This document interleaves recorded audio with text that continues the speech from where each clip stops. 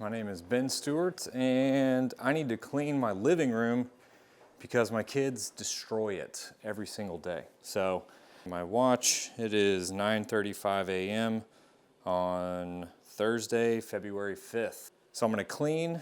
Also want to talk to you guys. I'm gonna do a month summary of my comedy for January. Started off January with some hot shows. I did a contest here in Louisville. 3 rounds for this contest. Made it to the finals, ended up coming in 3rd overall. Shout out to Craig Ewing for putting that on. Guy by the name of Dwayne Cobb, he won. I believe he's from Minnesota. And a guy by the name of Bo Vance from West Virginia came in 2nd. And 2 very funny guys. Had a lot of fun with them. And yeah, that was good. First week of January. And then me and my buddy Jake Hovis went to Texas. I was doing the Tower City Comedy Festival in Paris, Texas. And he had a corporate gig in Austin, Texas. And so we got together and we're like, hey, why don't we just drive down, book the whole week between, we'll try to fill it out with some shows. So that was a lot of fun. We tried to book some stuff ahead of time, had some success there, and we stopped in Little Rock, Arkansas, and it was a Tuesday night, so not a huge night for comedy. There's a place called Birdie's Cabaret. It's in Little Rock, Arkansas. Shout out Birdie's. And they had an open mic, and the guy running it was gracious enough to give us spots. So we got up and did a little comedy. It was fun. I did okay, not great, but it was fun. It was a fun crowd, a fun group, and all the comedians that were there were very nice, very fun. We had a great time at Birdie's. Definitely go back in the future. Yeah, Sufficient Pole. It's in my living room for some reason. I don't know. The kids grabbed it. The next stop on our road trip was Dallas. Booked a showcase at a club called Big Laugh in Fort Worth. Very cool venue in there, and I booked the spot. A lot of this is, just cold calls, reaching out, emails, DMs, trying to get booked. Had a couple friends in the Dallas area that came out to see me, and so as comedians, so Jake is clean.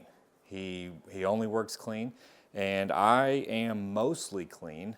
Honestly, it just kind of depends on how how spicy I feel that day. And so we do the showcase at Big Laugh. I go up. I'm doing 12 minutes. Have a good set. I work clean.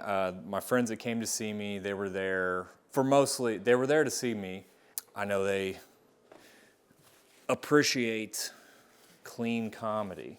So I go up, I have a pretty good set.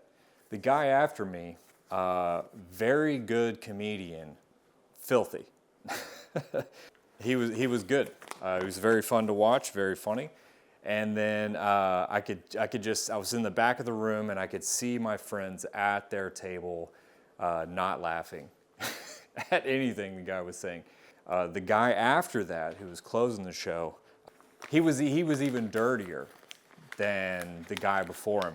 And I just watched my friends at the table just kind of look at each other, go like this, and then get up. Grab their coats, and they were like, we're out of here. We've seen enough, which is very funny. But yeah, it was a good show. Appreciated the spots. It was very fun. Yeah, we only spent one night in Dallas and went to Austin. We were in Austin for 6 days, which Austin, if you don't know, very, I don't know how to say this. It's a lot of comedy happening in Austin. I mean, there's a lot of comedy rooms, there's a lot of places to do comedy, and there's a lot of comedians there. And so we go down and we spent 6 days in Austin, and we went to this one, I'm not gonna say the name of the place. We went to a bar show that does comedy, and there was a showcase going on. This is a showcase. This is a booked show that somebody assembled this group of people and put them on stage in front of a real crowd that people were coming in to watch comedy. As we walk in, there's a group of people that are leaving, and I overhear them say, "Man, the first guy was bad, but the last guy was horrible." So that's how we walked into this show. And I'm looking at my watch. What's up, girl? And I'm looking at my watch during this whole show. They're doing 10 minutes. And I'm like, why? Why? Who's giving these people 10 minutes on stage? Give them the light. Like, you don't have to do the whole time. And you get through the first several jokes that you have, and it's complete silence. Wrap it up. You know what I mean? Like, you don't have to do the whole time.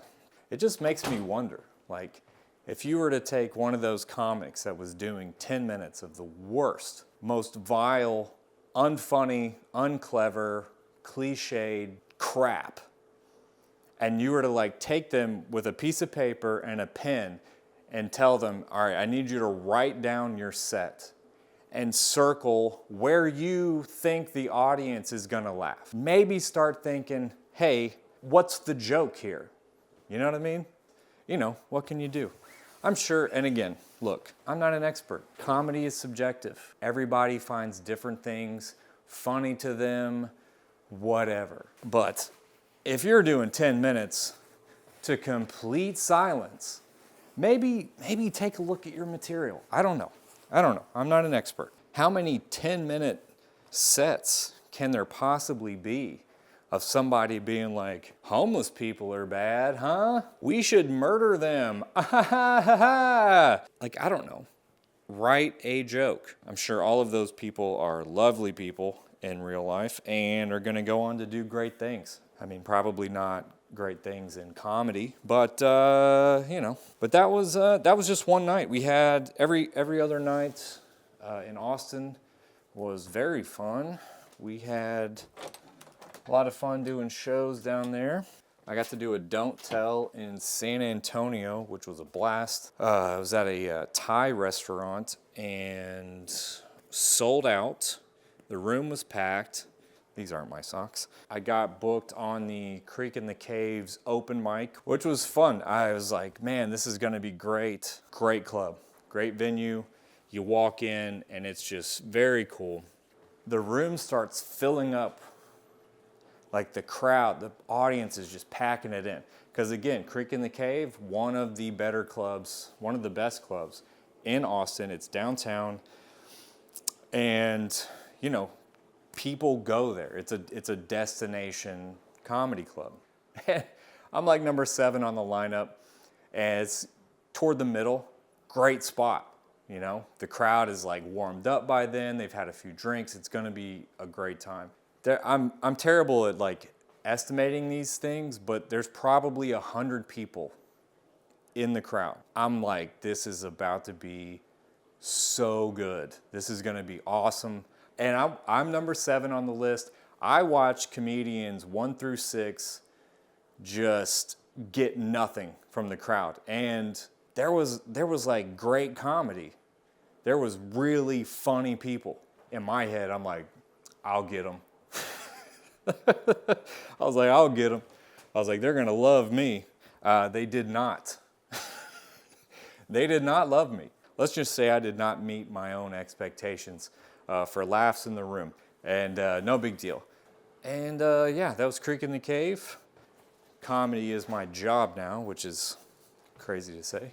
And since I am mostly clean and can work completely clean, I was reaching out to senior living facilities. That's right, baby, nursing homes. But it was such short notice that they couldn't book us while we were there. Except one that did book us for a paid gig for an hour comedy show in the afternoon, dinner time. And I'm dead serious. And it was a great show. One of the best shows we did on the whole trip. No joke. So pro tip, if you can work clean and you're out on the road and you need to make a little money to pay for your trip, reach out to some nursing homes. See if you can put on a show for them. I've done a few nursing home shows. Okay, some of them have been better than others, performance-wise for me, but every single one, they are so happy to see you. It's a fun thing. I love doing it.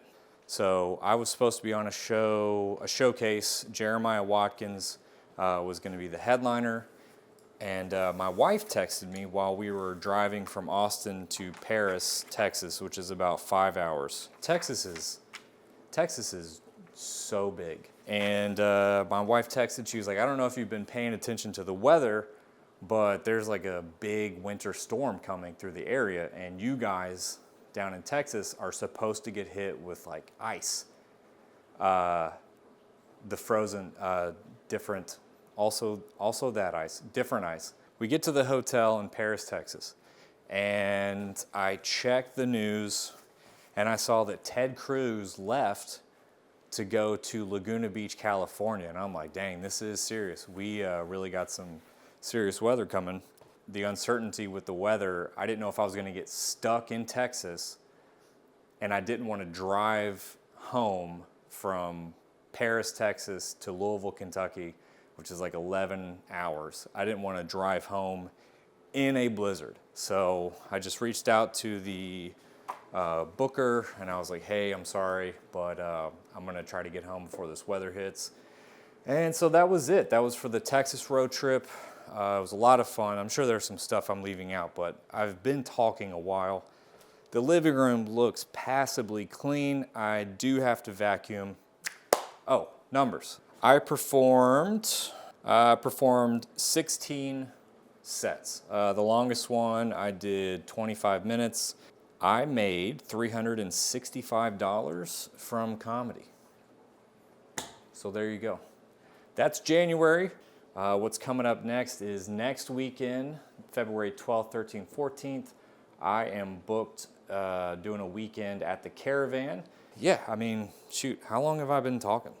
That was my January of 2026 in comedy. I've been rambling long enough. Because I'm sick of not posting stuff, and this is what I'm doing now. This is part of the job.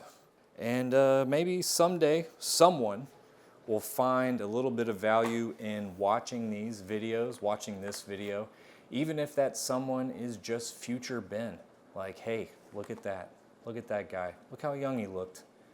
What was he? I don't know what he was doing with that mustache. Thank you for watching. And I don't know. Like, subscribe, that's weird to say. Hit the follow button, whatever, or don't, that's fine.